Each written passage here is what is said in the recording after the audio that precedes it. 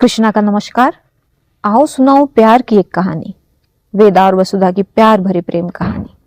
पिछले भाग में हमने सुना वसुधा परेशान है, शिवेन नोटिस करता है, वसुधा से कारण पूछता है। बहुत आग्रह पे वसुधा बताती है राणा राय के बारे में, जो एक विपरीत प्रकृति का इंसान है। उसका दबाव है वसुधा की माँ और वसुधा पर शादी के लिए। वो शादी करना चाहता है वसुधा से, उसकी सुंदरता को देखकर। और जब शिवेंद्र को इस बात की जानकारी होती है, वो परेशान होता है, वसुधा के घर जाता है और वसुधा और उसकी माँ के समक्ष ये बात रखता है कि वो पसंद करता है वसुधा को। लेकिन शिवेंद्र के जीवन में भी कुछ परेशानियां हैं। वर्तमान समय में वो वसुधा से शादी नहीं कर सकता है। इसके लिए उसको एक ही रास्ता दिखता है। वो बताता है वसुधा को, शकुंतला जी को, कि वेदा चौहान उसकी बेस्ट फ्रेंड, 8-9 महीना के लिए वसुधा को सुरक्षित रखा जाए उसके घर में, वेदा से शादी करके। वेदा के सामने भी जाकर ये बात रखता है शिवेंद्र, लेकिन वेदा सिरे से नकार देती है। और अब यहां से आगे शिवेंद्र परेशानी में ये वेदा जानती है, और वेदा का स्वभाव ऐसा है कि बहुत इमोशनल है। दूसरे की परेशानी जिसे वो नहीं जानती, किसी अजनबी का तकलीफ उसे अपना लगता है। और यहाँ तो शिवेंद्र उसका बेस्ट फ्रेंड है। उसने शिवेंद्र के आंखों में वो बेचैनी, वो तकलीफ देखी है। और लगातार जब से शिवेंद्र ने वसुधा के बारे में और शिवेंद्र के दिल में क्या है वसुधा के लिए ये साझा किया है वेदा से, वेदा लगातार इस बारे में ही सोच रही है कि क्या रास्ता निकाला जा सकता है। लेकिन जैसा कि शिवेंद्र कह रहा है, कोई रास्ता नहीं है। अभी तक वेदा के समझ में भी नहीं आया है, क्योंकि जिस तरह से शिवेंद्र ने वसुधा की बातें, उसके घर की परिस्थिति, उसके माँ के ऊपर राणा राय का दबाव, ये सब एनालाइज करती है, तो वेदा के समझ में भी नहीं आता है कि वसुधा को इसके अलावा ऐसा क्या किया जाए सुरक्षित रखने के लिए। इधर शिवेंद्र उस दिन के बाद, जिस दिन वेदा से उसकी बात हुई वसुधा के बारे में, शादी के बारे में, लगातार शिवेंद्र प्रयास कर रहा है वेदा को मनाने का। लेकिन वेदा को मनाना कठिन हो रहा है। शिवेंद्र कभी चौहान हाउस आ रहा है, लगातार फोन कर रहा है, मैसेज कर रहा है, लेकिन वेदा कोई रिप्लाई नहीं दे रही है, क्योंकि ये शादी वाली जो बात है वो वेदा को स्वीकार्य नहीं है। लेकिन शिवेंद्र हिम्मत नहीं हारता, और आज क्या करता है, सीधे वेदा के ऑफिस आता है और वेदा के केबिन का दरवाजा नॉक किए बिना दनदनाते हुए जाकर उसके सामने खड़े हो जाता है और कहता है, वेदू, हाँ कि ना। वेदा अपने टेबल पर बैठकर एक फाइल पे गौर कर रही है। एक नजर उठाकर शिवेंद्र को देखती है, कुछ नहीं कहती, वापस फाइल को पढ़ने लगती है। शिवेंद्र एकदम उसके कुर्सी के पास आकर कहता है, वेदू, कुछ पूछा मैंने, हाँ कि ना। और वेदा गौर से देखती है, नजरें उठाकर शिवेंद्र को, और कहती है, बार बार कह तो रहे हैं, कम सुनाई देता है तुम्हें? नो, नहीं, यही 2 भाषा आती है, बोल दिया, बात खत्म। शिवेंद्र कहता है, बात खत्म? कैसे खत्म? तो वेदा कहती है, तो क्या करें हम? शिवेंद्र कहता है, जो कहा है तुमसे वसुधा से, शट अप। फिर से कहती है वेदा, ये बात अपने जुबान पर बार बार लाने की जरूरत नहीं। तुम्हारे बार बार इस बात को लाना कि शादी शादी शादी और हम शादी कर लेंगे, गलतफहमी है तुम्हारी। कोई और रास्ता निकालो वेदू। कोई और रास्ता होता तो हम इस तरह परेशान करते क्या तुम्हें? वेदा कहती है, कोई और रास्ता नहीं है, इसका मतलब क्या शादी कर ले? तो शिवेंद्र कहता है, देख वेदू, दुनिया को हम बताने तो नहीं जा रहे, कोई शादी का निमंत्रण कार्ड तो हम छापने नहीं जा रहे, घर घर बांटने तो नहीं जा रहे, कोई इश्तिहार तो नहीं लगा रहा है, चुपचाप से शादी कर लेनी है, बात खत्म। तो फिर वेदा कहती, इतने ही चुपचाप से अगर शादी करनी है तो फिर शादी ही क्यों करनी है? तो फिर शिवेंद्र कहता है, ताकि ये मैसेज हम राणा राय तक पहुंचा सकें कि अब वसुधा शादीशुदा है। बस इतना जानते ही वो अपने कदम आगे बढ़ाने से पहले 100 बार सोचेगा, या कोई भी राणा राय जैसा कोई भी इंसान जब देखेगा कि वसुधा शादीशुदा है तो फिर वो कुछ भी विपरीत नहीं सोच पाएगा। बस इतना है। और सबसे जरूरी बात है वेदु कि मैं वसुधा को सुरक्षित रखना चाहता हूँ और वो तुम्हारे आसपास ही सुरक्षित है, चौहान हाउस में ही सुरक्षित है। तो फिर वेदा कहती है कि इसलिए तो कहा ना कि तू रख दे हमारे घर में वसुधा को। तो फिर शिवेंद्र कहता है वेदु प्लीज इतना कॉम्प्लिकेटेड मत बना इसको। वेदा कहती है तू पागल है शिबू, शादी की बात हो रही है और वसुधा जिसे तू प्यार करता है उसकी शादी तू मुझसे कर देगा। और कहता है कि ये कॉम्प्लिकेटेड नहीं है, ऑलमोस्ट इम्पॉसिबल है। शिवेंद्र कहता है कोई इम्पॉसिबल नहीं है, मुझे कोई परेशानी नहीं है, वसुधा को कोई परेशानी नहीं है, तो तुझे क्या। ओहो, शादी मेरी करा रहा है तू अपनी उस वसुधा से और कहता है कि तुझे क्या परेशानी है, मुझे नहीं होगी तो किसे होगी। तो फिर शिवेंद्र कहता है देख वेदु प्लीज, तू समझ नहीं रही है, वो जो राणा राय है वो अच्छा इंसान नहीं है, बताया तो तुम्हें। तो फिर वेदा कहती है देख पापा के ऊपर भरोसा रख, इन चीजों को वो बहुत अच्छे से डील करते हैं, वो कर लेंगे। नहीं वेदु, अगर एक बार फिर से मैं तुम्हें कह रहा हूं, यही अगर चौहान हाउस में रख दिया और ये बात राणा राय को पता चलती है तो बेफजूल एक दुश्मनी पैदा होगी और ये मैं नहीं चाहता। लेकिन वेदा कहती है कि नहीं, बिल्कुल नहीं शिबू, ये नहीं होगा, ये बिल्कुल नहीं होगा। तो अब शिवेंद्र इमोशनल कार्ड खेलता है। ठीक है कहता है, ठीक है जाने दे वसुधा को।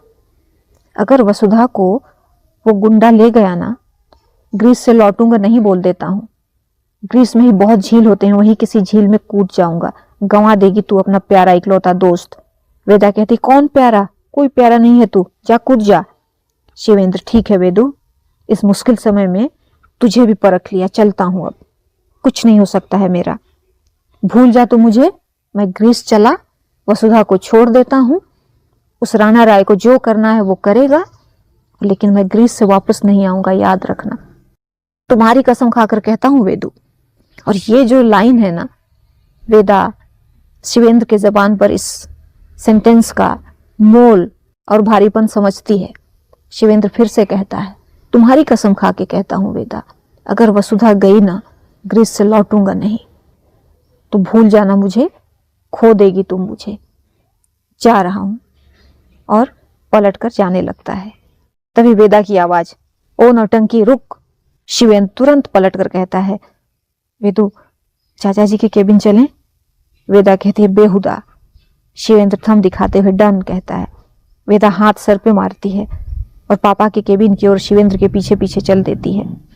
वेदा और शिवेंद्र मधुरेश जी के सामने बैठे हैं। शिवेंद्र ने वो सब मधुरेश जी को भी एक्सप्लेन किया है जो वो पिछले 3-4 दिनों से लगातार वेदा को कर रहा है। मधुरेश जी कहते हैं शिवेंद्र मैं बात समझ गया, लेकिन बेटा शादी। तो शिवेंद्र कहता है चाचा जी प्लीज, इस खड़ूस को मैंने बहुत मुश्किल से मनाया है।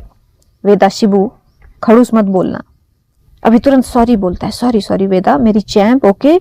मधुरेश जी मुस्कुराते हुए कहते हैं अगर वेदा को कोई आपत्ति नहीं, मुझे नहीं, मैं कैसे भी गायत्री को मना लूंगा, लेकिन ये बात अगर गायत्री जान गई कि 8-9 महीना ऑल दैट, वो नहीं मानेगी, इसलिए ये वाली बात उसे पता ना चले, याद रहे।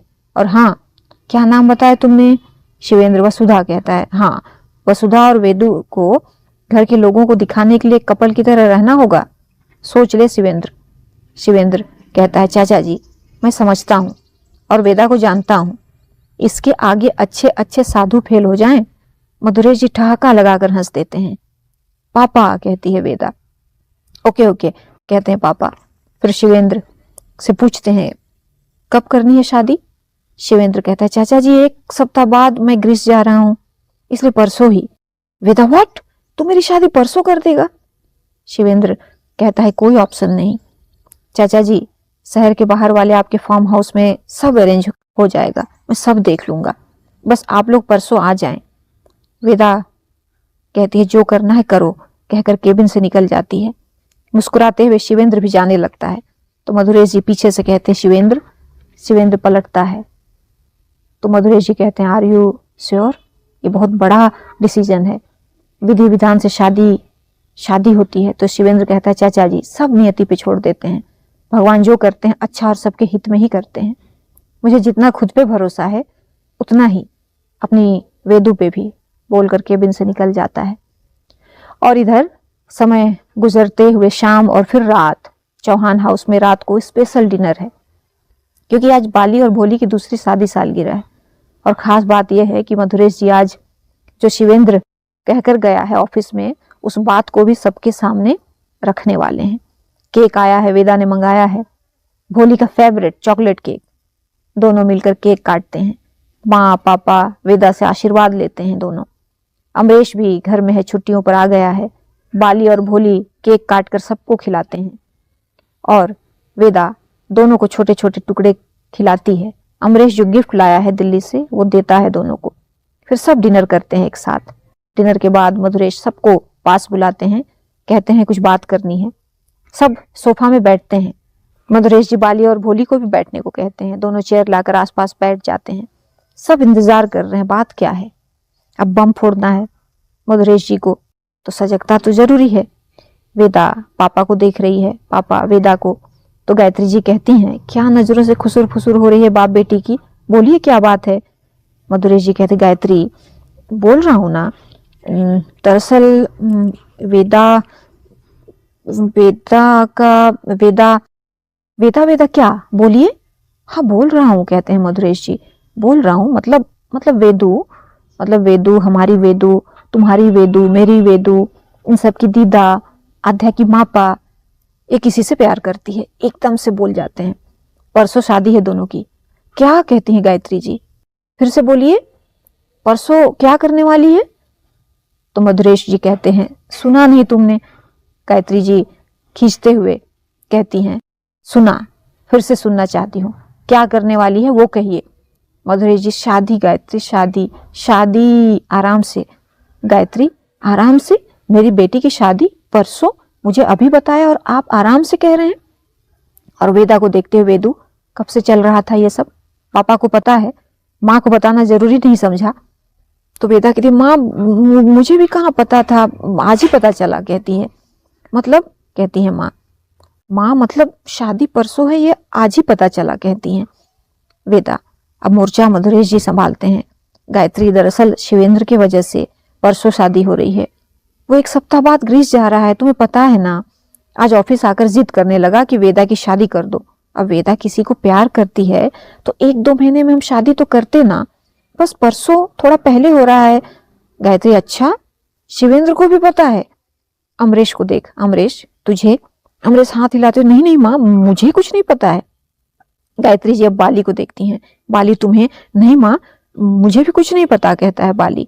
सोच ले बाली, तू सबसे बड़ा चमचा है अपनी दीदा का इस घर में, अगर मुझे पता चला तू जानता तो खैर नहीं तेरी। माँ सच्ची मैं नहीं जानता, कहता है बाली। अब मधुरेश जी को घूर रही है गायत्री जी। मधुरेश जी कहते हैं माई बाप हमने क्या किया, वेदा ने प्यार किया, हमने तो बस स्वीकार किया, क्यों नहीं कहा, मुझसे क्यों नहीं कहा, मैं कुछ नहीं लगती हूँ वेदा की, कहती हैं गायत्री जी। फिर वेदा को देख तस्वीर दिखा, कहती हैं दिखा तस्वीर। वेदा की हालत खराब, तस्वीर कहाँ से लाए माँ, तस्वीर नहीं है हमारे पास। गायत्री जी तस्वीर नहीं है, ये क्या बात हुई, तस्वीर कैसे नहीं है तुम्हारे पास, अच्छा नाम क्या है। वेदा नाम पापा को देखती है और तब तक दिमाग लगाते हुए शिवेंद्र को कॉल लगा देती है। और पापा और वेदा दोनों एक दूसरे को देखते हुए नाम नाम नाम कर रहे हैं। तब तक शिवेंद्र कॉल पिक कर लेता है, कान पे फोन लगाती है, माँ उसका नाम है, शिवेंद्र उधर से कहता है वसुधा शर्मा। वेदा तुरंत कहती है माँ नाम है, बड़ा प्यारा सा नाम है, वसुधा शर्मा। कहती हैं गायत्री जी। वेदा फोन कट कर देती है। अब गायत्री जी कहती हैं बोल उसे अपनी तस्वीर भेजे, मुझे देखनी है अब भी, कहती हैं। और एक आफत, क्या करे वेदा, कहती है माँ इतनी रात हो गई है, वो जल्दी खाकर सो जाती है, उसकी आदत है जल्दी सोने की। तो इधर अमरीश बोल पड़ता है दीदा की पसंद है माँ, अच्छी होगी। गायत्री जी कहते हैं लो और एक चमचा दीदा का, लंबी सांस, क्या कहें अब, ठीक है आप बताएं, कहती है मधुरेश जी को, कैसे तैयारी होगी एक दिन में। हो जाएगी गायत्री, कहते हैं मधुरेश जी, हमारे फार्म हाउस में परसों 11 बजे वहाँ की सारी अरेंजमेंट शिवेंद्र देख रहा है, शादी है वहाँ। बाकी यहाँ की जो विधि है तुम देख लो, मुझे बता दो तुम्हें क्या चाहिए, यहाँ की सारी व्यवस्था मैं और बाली कर लेंगे, है ना बाली, कहते हैं मधुरेश जी। बाली झट से जी बाबूजी कहता है। गायत्री जी सबको सुबह से ही तैयारियों में लगने को कह कमरे में चली जाती हैं। वेदा अपने पापा के पास आकर कहती, पापा आप क्या प्यार करती है कह रहे थे, क्या करती है, कंधों को उचकाते हुए। तो पापा कहते हैं, अरे बेटा कुछ तो कहना था ना। वेदा कहती है, और जाइए सो जाइए कहती है। तो मधुरेश जी कहते हैं, असली वाला बम तो कमरे में फूटना बाकी है वेदू, कहते हैं और जाने लगते हैं। सभी अपने अपने कमरे में चले जाते हैं। गायत्री अचानक से वेदा की शादी सुन शौक तो होती हैं, लेकिन अंदर से खुश हैं, बहुत खुश। उन्होंने तो भरोसा ही छोड़ दिया था कि वेदा फिर प्यार को दोबारा अपने जीवन में आने देगी। वो खुद चाहती हैं वेदा फिर उस खूबसूरत एहसास को जिए। इधर वेदा आध्या के रूम में आती है। आध्या सो गई है, बगल में नैनी माँ है। आध्या के पास जाकर लेट जाती है, प्यार करती है उसे, और थोड़ी देर के बाद अपने कमरे में आ जाती है। दरवाजा लॉक कर कमरे में खिड़की के पास खड़ी हो जाती है। खिड़की के बाहर शहर की जगमगाहट और वेदा के अंदर एक खालीपन, उधेड़ बुन। शादी शिवेंद्र को हाँ तो कह दिया है उसने, लेकिन है, कहीं पढ़ा था वेदा ने, प्रेम बहुत रहस्यमय होता है, पता नहीं चलने देता मिल रहा है या बिछड़ रहा है। इधर गायत्री जी को पूरी विधि चाहिए। पंडित जी को सुबह बुलाकर हल्दी की पूरी तैयारी कर ली है उन्होंने। मधुरेश जी से बार बार पूछ रही है, लड़की पतली है, मोटी है, कैसी दिखती है, कितनी लंबी है, कैसे खरीदारी की जाए उसके लिए। अमरीश जी कहते, गायत्री अभी थोड़ा बहुत कुछ ले लीजिए, उसे आना तो हमारे घर ही है, अब वो आ जाए तब आप लेकर दे दीजिएगा, और बाकी कल की मिठाई, फल, ड्राई फ्रूट्स सबकी तैयारी बाली कर लेगा। फिर मधुरेश जी वेदा के पास जाकर कहते हैं, वेदू शिवेंद्र से बात करके एक तस्वीर मंगा ले वसुधा की, तेरी माँ बहुत जिद कर रही है। तो वेदा कहते हैं, पापा क्या करना है तस्वीर का, मुंह दिखाई करनी है, आप बहाने बना दो, कल देख लेंगी, और चल देती है। गायत्री जी वेदा के पास आती हैं, वेदू बेटा चल मेरे साथ। वेदा पूछती, माँ कहाँ? तो माँ कहती है, शॉपिंग, कपड़े लेने हैं तेरे लिए। वेदा, माँ कपड़े, इतने सारे कपड़े हैं। गायत्री जी कहती है, पुराने कपड़े पहनेगी अपनी शादी में? आज रात के लिए और कल के लिए नए कपड़े चाहिए तुम्हारे लिए, चल। अमरेश को बुलाती है, अमरेश चल बेटा। फिर शॉपिंग के लिए सब एक मॉल में पहुंचते हैं। शिवेंद्र का कॉल वेदा पिक करती है। शिवेंद्र बताता है वसुधा उसकी माँ को लेकर वो फार्म हाउस पहुंच गया है, आज वहां वसुधा की हल्दी की तैयारी है। तो वेदा कहती, शिबू यहाँ माँ ने हमारी हल्दी की तैयारी की है, समझ आता है, अब वहां क्यों हल्दी की तैयारी? तो शिवेंद्र, अरे शादी है तो नियम से होगी ना। तो वेदा कहती है, वो किस लिए? तो शिवेंद्र कहता है, वो तू छोड़, वो सब कहाँ है अभी बता, तुमने जिस जंजाल में फंसाया है वही झेल रहे हैं, माँ शादी के लिए कपड़े ले रही हैं। शिवेंद्र, वाह ग्रेट कहता है। वेदा शटअप कहती है, अच्छा शिबू सुनना, ऐसा नहीं हो सकता कि वसुधा झूठ मूठ का सिंदूर लगा ले अपनी मांग में। ओहो वेदू कहता है शिवेंद्र, अब तो दिमाग लगाना बंद कर, कह के फोन कट कर देता है। माँ सबके लिए नए कपड़े लेती है। वेदा के आज के कपड़े, पीला कुर्ता पजामा, कल के लिए बेहद खूबसूरत लाल जरीदार कुर्ता पजामा, पूरा सेट इत्यादि सब कुछ। फिर आध्या, अमरेश, मधुरेश जी, बाली, भोली, नैनी माँ, फिर अपने लिए कपड़े और कुछ साड़ियां पैक कराती है दुल्हन के लिए। फिर सब घर आते हैं। रात में पंडित जी पूजा से शुरुआत करते हैं। पूरी विधि से हल्दी होती है। वेदा की माँ, पापा, बाली, भोली और बाद में अमरेश प्यार से हल्दी लगाते हैं वेदा को। अमरेश तस्वीरें ले रहा है, वेदा बहुत जंच रही है। ये सब विधि जो माँ पूरे तन्मय होकर कर रही हैं।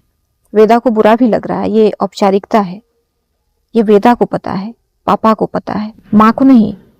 उनकी वेदा के लिए, कल की शादी के लिए प्रार्थना भी सच्ची है। माँ के चेहरे की खुशी दिख रही है वेदा को। उधर शिवेंद्र ने बहुत सुंदर तैयारी की है। वहां भी पंडित जी पूजा से वसुधा की हल्दी की शुरुआत करते हैं। प्रिंटिंग हाउस की 2 सखियां हैं वहां, वो वसुधा को हल्दी लगाती हैं। ये विधिवत अनुष्ठान शकुंतला जी भी देख रही हैं। वसुधा के अंदर भी एक बेचैनी है। रस्म हल्दी का पूर्ण होता है। दोनों तरफ सब लोग खाना खाकर अपने अपने कमरे में चले जाते हैं। वसुधा की आंखों से नींद कोसों दूर है। कल 8-9 महीने के लिए वो वहां जा रही है जहाँ के एक सदस्य को वो ना पहचानती है ना देखा है। विचलित है वसुधा, बहुत विचलित है। इस बेगरता में आधी रात के बाद कभी सोचते सोचते आंख लग जाती है वसुधा की। शादी की सुबह चौहान हाउस में तैयारियां जोरों पर हैं। इधर शिवेंद्र ने बहुत प्यारी तैयारी कर रखी है। फार्म हाउस खिल रहा है। शिवेंद्र ने पूरी रात जागकर पूरी तैयारी कराई है। इधर माँ बहुत प्यार जतन से वेदा को एक एक बातों को समझा रही हैं, बोल रही हैं। वेदा शादी वाले कपड़े पहन चुकी है। आध्या तैयार है। नैनी माँ ने तैयार कर दिया है उसे। सब ने नए कपड़े पहने हैं। आध्या बहुत एक्साइटेड है। उसे कुछ तो अलग लग रहा है। कल रात भी जब वेदा की हल्दी लग रही थी, वो बार बार जाकर अपने मापा के चेहरे को टच कर रही थी और उसकी छोटी छोटी उंगलियों में जो हल्दी लग रही थी, वेदा को लगा देख अपने गालों में लगा ले रही थी। और इधर फार्म हाउस के लिए अब बस निकलना है।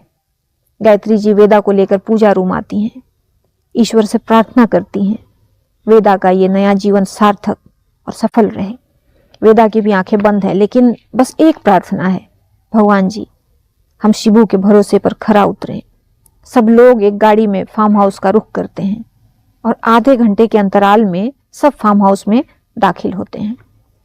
फार्म हाउस चौहान परिवार का है। सब लोग अक्सर आते रहते हैं यहाँ। हरा भरा बेहद आकर्षक फार्म हाउस, ना बहुत बड़ा ना बहुत छोटा, मधुरेश चौहान जी का ही खरीदा और बनाया हुआ। लेकिन पिछले 3 सालों में वेदा ने बेहद खूबसूरती से सजाया है फार्म हाउस को। स्विमिंग पूल जो नया बना है, बैडमिंटन कोर्ट, आधा के लिए छोटा सा पार्क जिसमें झूला है, स्लाइडर है, उसके खेलने के कई सामान। आध्या का फेवरेट प्लेस। एंटर करते ही अमरीश की गोद में बैठी आध्या क्लैप करने लगती है, जैसे सारे उसके साथ खेलने ही आए हैं यहाँ। शिवेंद्र शकुंतला जी के साथ दरवाजे पर वेट कर रहा है सबका। सबसे पहले मधुरेश जी, फिर गायत्री जी उतरते हैं। शकुंतला जी हाथ जोड़कर प्रणाम करती हैं। शिवेंद्र के परिचय कराने पर गायत्री जी अपनापन लिए जाकर गले मिल जाती हैं शकुंतला जी से। औपचारिकता बस इस स्नेह को स्वीकारती हैं शकुंतला जी। पीछे से बाली भोली आकर बगल में खड़े हो जाते हैं। फिर अमरीश, आध्या साथ में, और फिर उतरती है गाड़ी से वेदा। कौतूहल तो था ही शकुंतला जी के मन में, ये आखिर वेदा है कौन? एक अनजान नाम, एक अनजान शख्सियत जिससे उनकी बेटी 8-9 महीने के लिए वैदिक नियमों से सबसे प्रगाढ़ बंधन, वैवाहिक बंधन में बंधने जा रही है। शकुंतला जी को सामने गाड़ी से उतरते वेदा दिख रही है। धीरे धीरे शकुंतला जी गाड़ी से उतरकर आगे बढ़ती है। शिवेंद्र, बाकी लोग खड़े हैं उस तरफ। बढ़ रही है वेदा। शिवेंद्र देख रहा है वेदा को। चेहरे पे प्यारी सी मुस्कान खिली है उसके। और शकुंतला जी वो गौर से ठिठक गई हैं वेदा में। बहुत प्यारा सा चेहरा, शांत व्यक्तित्व, एक अलग ऊर्जा जो देखने वालों को आकर्षित करता ही है। इस तरह के व्यक्तित्व जो अनकंडीशनल होते हैं, जो सबके लिए बिना अपेक्षा के बस सर्व करते हैं, बदले में बिना कुछ मांगे, ऐसे लोगों पर एक अलग ऊर्जा काम कर रही होती है। उन्हें नजरअंदाज तो नहीं किया जा सकता। शकुंतला जी देख रही हैं। उतने में वेदा उनके सामने आकर खड़ी हो जाती है। शिवेंद्र माँ जी कहता है। शकुंतला जी को ख्याल आता है। वेदा को तिलक और आरती करने को कहता है। ऐसा ही करती हैं। तिलक आरती के बाद वेदा हाथ जोड़ लेती है प्रणाम की मुद्रा में। असमंजस की स्थिति फिर भी मुस्कुरा देती हैं शकुंतला जी और बगल हो जाती हैं ताकि सब अंदर आए। शिवेंद्र वेलकम वेदू कहता है। वेदू मुस्कुरा देती है। शिवेंद्र को साइड हक करते हुए अंदर दाखिल होती है। कोई आडंबर नहीं। वेदा सीधे जाकर मंडप पे बैठ जाती है अपनी जगह पे। प्यारा सा मंडप बहुत खूबसूरत सजा है। बैठते ही वेदा चारों ओर नजर दौड़ाती है। वेदा देख रही है, बेहद खूबसूरत सजावट है। वेदा सोचती है इतना क्यों सजा दिया भाई। देखती है शिवेंद्र को, कंधा उचकाकर इशारे से पूछती क्या है ये सब, किस लिए? तो शिवेंद्र इशारे से ही जवाब देता है अरे रहने दे। वही मंडप पे बगल में बैठने की तैयारी की गई है। सब बैठते हैं। शुरुआती चाय, नाश्ता, कोल्ड ड्रिंक सर्व किया गया है। मंडप पे वही पीछे शकुंतला जी बैठी हैं। पंडित जी पूजा की विधि शुरू करते हैं। मंत्रोच्चारण शुरू होता है। शकुंतला जी मंडप पर बैठी हैं, वहीं कन्यादान करेंगी। पूजा हो रही है। पूजा के बाद थोड़ी देर में पंडित जी शिवेंद्र की ओर देखते हुए कहते हैं दुल्हन को बुलाया जाए। तो शिवेंद्र किसी को कॉल करता है और कहता है नीना वसुधा को ले आओ। वसुधा अब आ रही है सुनकर सबकी आंखों में कोलाहल शुरू हो जाती है। मधुरेश जी, गायत्री जी की उत्सुकता तो बयान से परे है।